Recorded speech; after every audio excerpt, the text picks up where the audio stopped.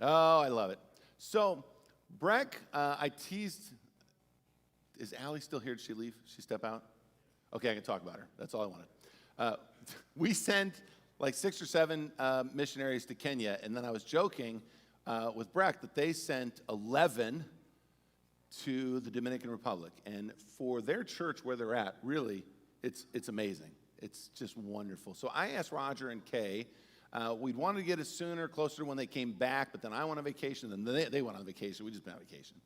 But I'm going to invite Roger, Kay, you want to come up and introduce yourselves and share a little bit about your trip. This is a witness from our sister church. You need, yep, come on up. You good? You got it. Just test that out. Good morning. Good morning. My name's Kay McElroy. I've been going to First Baptist Church Hillsboro for 56 years, and guess how old I am? 56. Yeah, I was born into the church. But this was my first mission trip.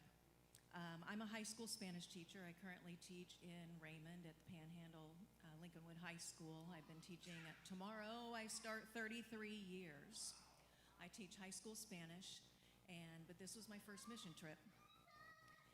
And all my life I've thought of my Spanish as a skill that I worked for. I started learning Spanish in high school, freshman year. Had terrible Spanish teachers until my 4th year, but I loved the language and I decided to pursue it.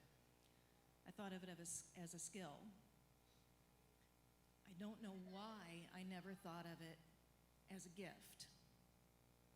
It's a gift that God's given me. And so going to the Dominican, it's my first time to the Dominican. I've traveled to Costa Rica and Nicaragua. I've taken groups of students on travel before.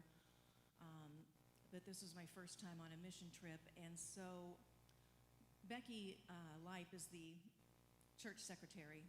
And she was the one in charge of communicating with SCORE International to find out what we were doing, where we were going. And she was getting quite frustrated, as was I, because she would ask, they would say, Bible school. So she would ask, where, how many children, how long, what kinds of activities, and we'd get no response. And so it was really frustrating because those of us here, we can kind of plan, right? We know about how many kids, about how long, we know where the Bible school is going to be, right? Not so, and after going, we found out why we never got any answers. Because we would go to this village, and this happened to be a village here, and you can see the pictures behind me. No, go back, please. Okay, the first one, there you go. That one, right there, stay there, thank you. Okay, and so my Spanish came in handy because our interpreter worked with another group who was repairing and replacing a roof on a house. So it was up to me then to communicate with the lady who was the pastor's wife and to help organize this impromptu VBS. So we walked through the village and just kind of word of mouth, and whatever children came out of the woodwork showed up. And there were some mamas that came too. But the VBS, there was a man who had a car, and he backed the car down the street, and I thought, what on earth is he doing? Well, he was setting a blockade for us to have VBS in the street. So that picture over back here of Janie, that's Breck's wife, that's us in the road in front of the car that the man backed up, and we had brought with us this suitcase. Not knowing what to do, one of the ladies, precious lady who was a cornerstone of our church, left Becky a suitcase. And this lady has passed away a number of years ago, so this is old suitcase. And so Becky and Roger and I got together and gathered a bunch of just craft stuff, craft things that we happened to have at church. Piled this suitcase full, took this suitcase. So we just started one at a time pulling out different activities to do with the kids. So we had beads for them, we had cross pictures, and as we were doing this, we would kind of, the focus was just the gospel, talk about Jesus. So we would talk with the kids, and so forth. But yeah, VBS in the street. And people came out of their homes carrying these chairs for us. And you see that little girl in the front with the pink and the kind of greenish overalls? She was a sassafras. I wanted to walk the children up and introduce them to the rest of our group and show them the roof and so forth. And then this is conversations going on in Spanish. And she said, okay, but I want to do this, this, this, and this first. And I said, okay. So she's doing this, this, and this. And so pretty soon I said, well, let's go. You're not doing the plan. And I said, well, what's the plan? I already told you. And again, this is in Spanish, so I let her go on with her plan for another minute, and then we walked up. At any rate, got to see some really great personalities. But knowing Spanish, that was key to kind of help communicate and organize this. However, Janie doesn't know Spanish. Roger doesn't know Spanish. He knows hola and donde está el baño. And nobody else in our group knew any Spanish. So, Roger, I'll turn it over to you for a minute. Yeah, let me jump in. I want to give you a little bit of color here, and then what's going on in this picture. Again, picture 85% humidity and mid-90s. What you don't see in the pictures, just would be left of me, is an actual ditch that's running with water. The amazing thing, and I'll keep my little commentary brief beyond that for this portion, but the biggest thing is, while we didn't know what we needed, God did. So God provided. There was shade, there were trees, there were tons of kids. We ended up, this was just one of the villages that we visited, and throughout the whole trip, God provided. Yeah, so even not knowing any Spanish, you can see Roger making connections with this little boy, drawing the face on his hand, to do the mouth thing. Yeah, and Janie making connections with the kids. And so you don't have to know Spanish. So if you don't think of that as an obstacle. Think of that as an opportunity to learn how to connect with people in other ways. Okay, you can go to the next slide, please. All right, so we also visited a couple of, I guess you'd call them nursing homes. So this first one was run by a church.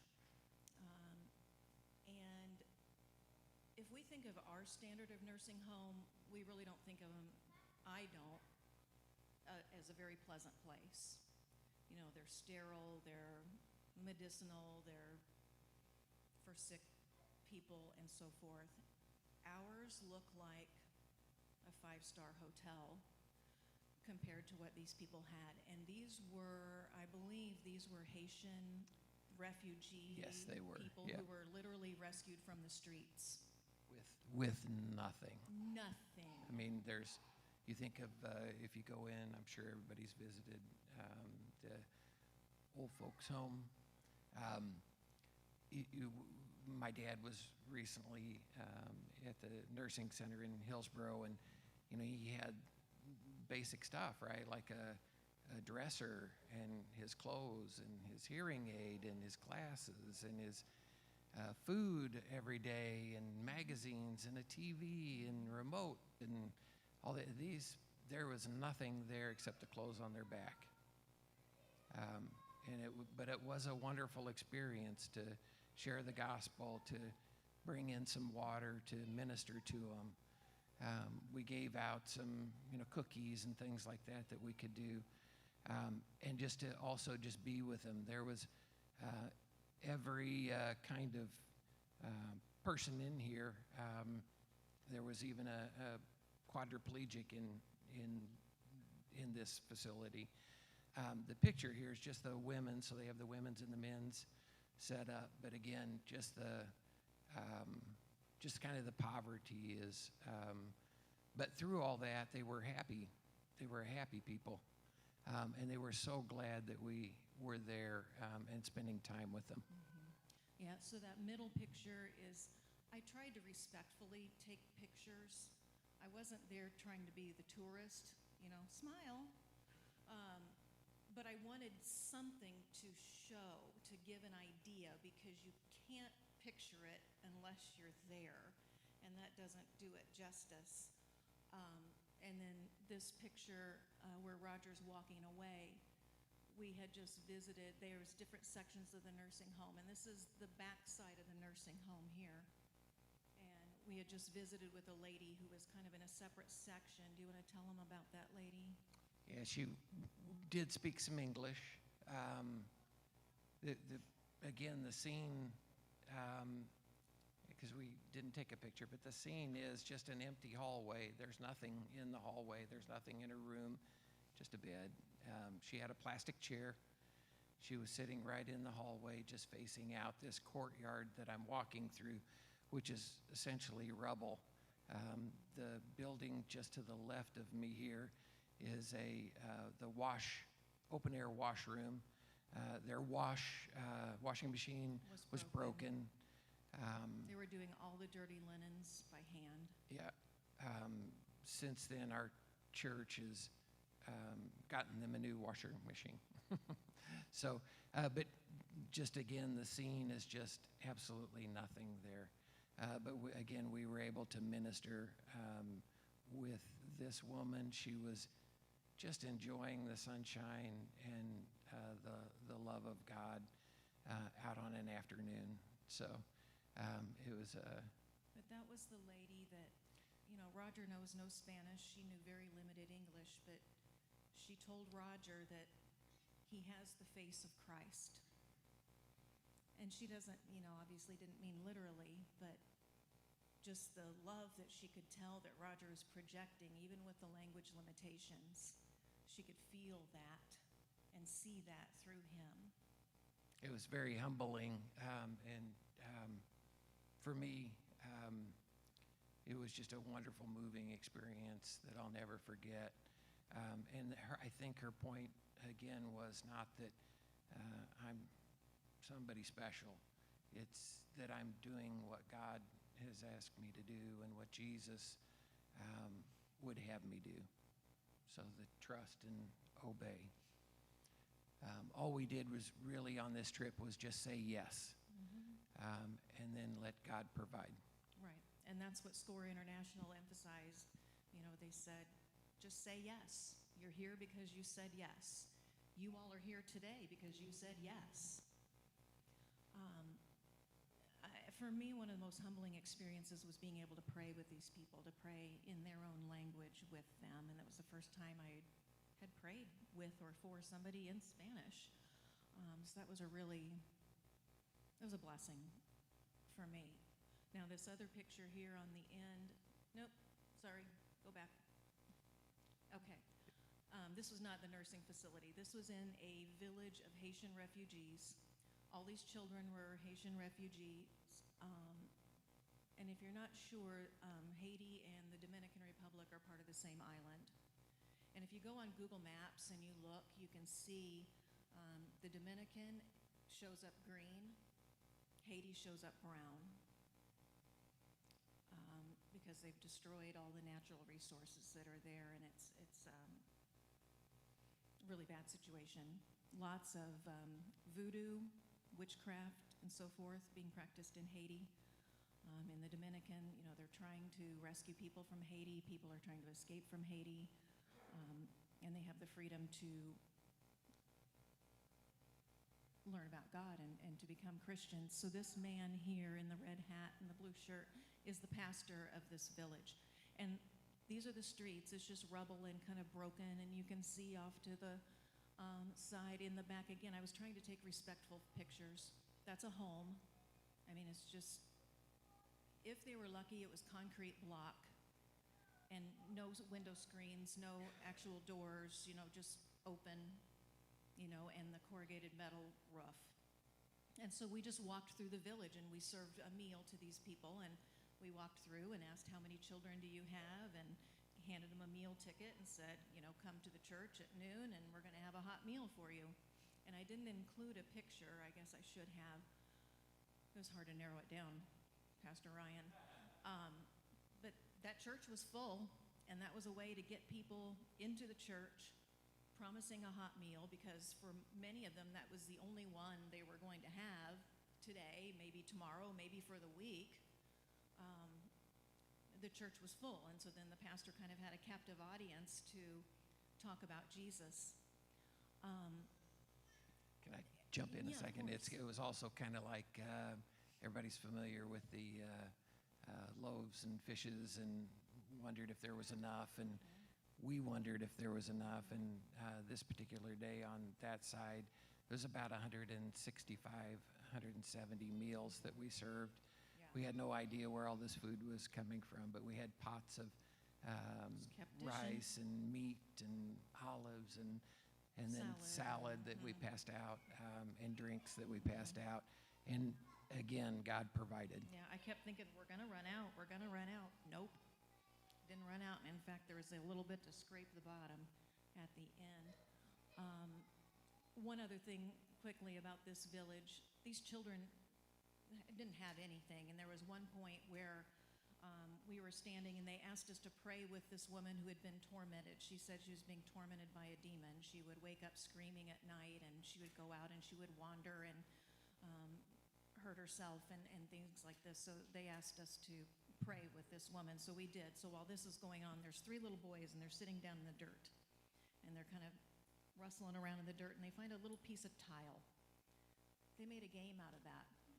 They put that little piece of tile in the dirt in between all 3 of them, and they made a game of seeing who could grab it the fastest.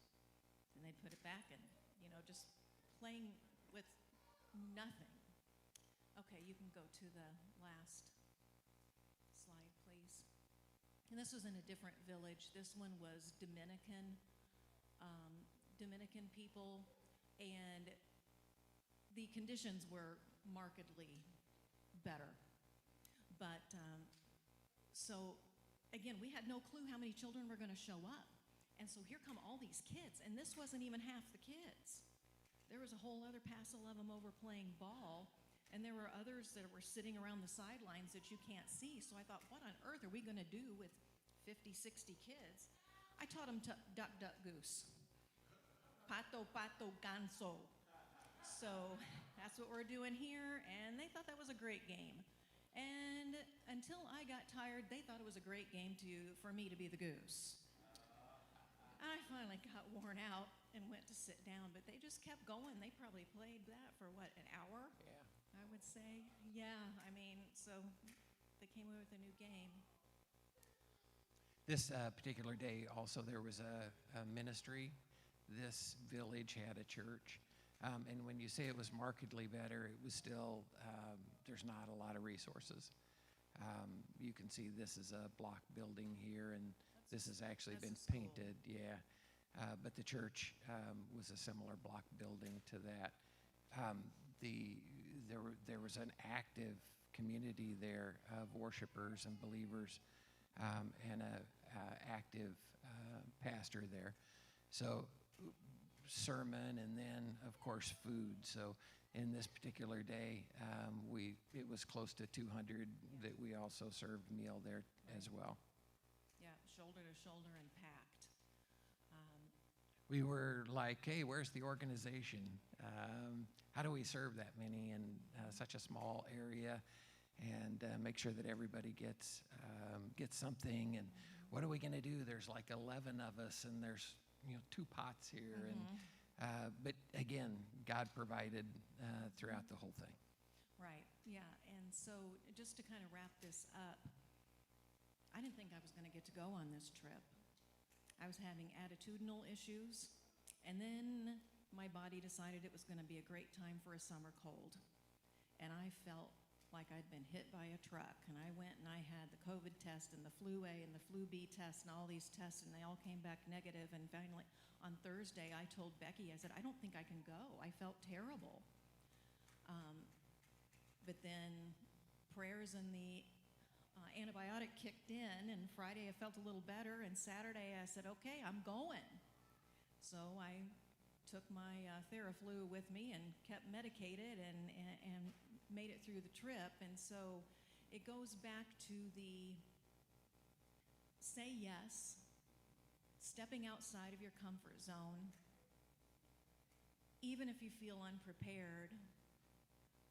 Trust that God's going to prepare you and provide. And having been on this trip, I can't wait to go back. Thank you.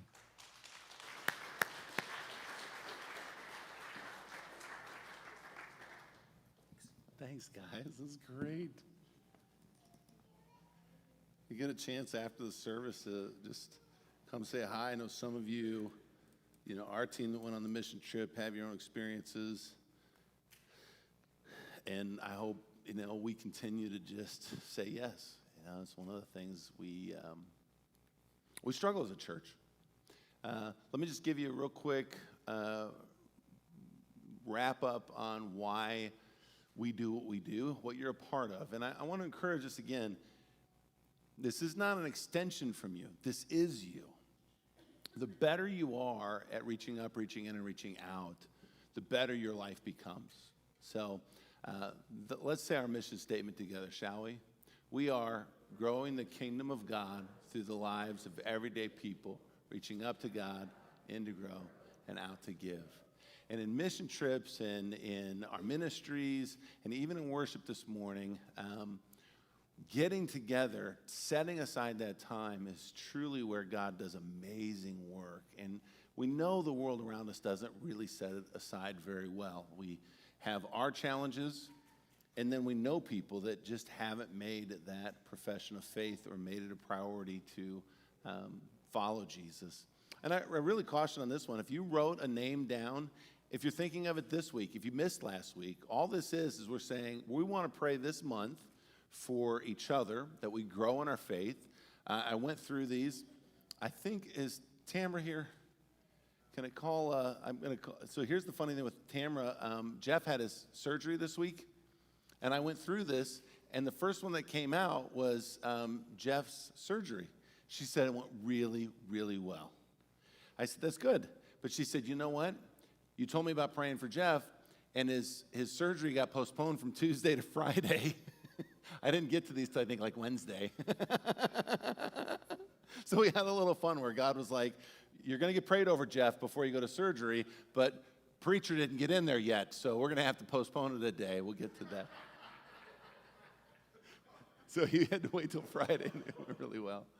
And I won't mention the names, but I prayed over the names in here, and we have our meetings, our deacons and trustees tomorrow night. I'm going to bring these in with them and just spend 10, 15 minutes at the start of the meeting praying over these prayer requests. So when we close today and you want an invitation, you're welcome to come forward and receive Jesus as your personal Lord and Savior. You're welcome to say, I want to rededicate my life.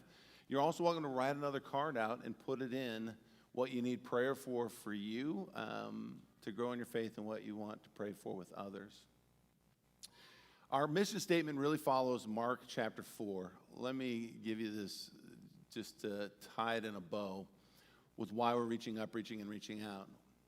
In Mark chapter 4, the farmer is casting seed, and some lands on a path, some land among shallow soil with rocks underneath. So when the roots were shallow, it grew up and it died. It withered and died. And this is really important. The path, the birds come and eat it. So it never takes root. It never exists. There's no, let's just play this out what Jesus calls, there's no salvation. Among the shallow soil, there are people who hear the gospel. They might like it for a minute, but they never let it really sink in, and so it dies. Jesus is being intentional about this. There are people in this world who, if we bring heaven on earth as it is in heaven, that they're never going to see heaven. They have too much of a hardened heart, or they have liked the faith only in part and never really made it take root, take hold. Now there's some, the seed fell among the thorns, they were choked. Now Jesus says they didn't bear any grain. This is like the fig tree that Jesus saw. It bared no fruit, no figs. And we as Christians, we know that there are Christians who have accepted the gospel, but then by their limited faith never bear fruit. They're not fruitful. The challenge of that is that's no way for you to want to live. I would love to know that the things that I'm doing make a difference in other people's lives. We all would want that. So Jesus points out that's why you want to live with this fertile soil, that when you receive the gospel of Jesus Christ, it takes root, and when it grows, it becomes 30, 60, 90. It multiplies. Trust me, and you all know this, when you decide to live a life of worship in the Word and witness, there is no greater life. And it has its challenges, but when you really settle in, it's amazing how powerful it is. Now, I wanted to encourage worship today. Worship is when it landed on the footpath, the birds came and ate it. That is symbolic of our challenge to help soften the hearts of others. We all have a hardened heart. Maybe you came in this morning and you're just like angst. Maybe you know somebody that's like that. How many of you couldn't write somebody's name down because you're like, they'll never come to church? They're too hardened heart. Now, my challenge is we as a church can't have that spirit either, right? So I want us as we go into September to really work on cultivating the ground, and we need to cultivate that hardness in our church that might be related to those people or people around us. Let me give you 3 things I want us to work on towards next month. I want us to work on welcoming, cultivating a spirit of welcomeness, that our church, we have open doors, we love people, we don't always agree with everybody, we don't make it a church of political opinions. We just welcome you. Now, we may disagree with you, but I really love Jesus' best example is how many people he ran into, right? He didn't tell anybody no. He ate with Zacchaeus, and he met with Nicodemus, and he met the woman at the well, and he allowed the woman to anoint his feet with oil, even though she was a shady character. And everybody was shocked that he eats with sinners. And Jesus said, "Let them come unto me." I also want to cultivate a transformation of worship. If you came to church today and you didn't expect to be transformed, pray about it. We need to do better at that. Every Sunday should be an opportunity for you to know a little bit more about Jesus, walk a little closer in his step, and be a little more courageous in your faith. Worship is that fork in the road. It's meant to be.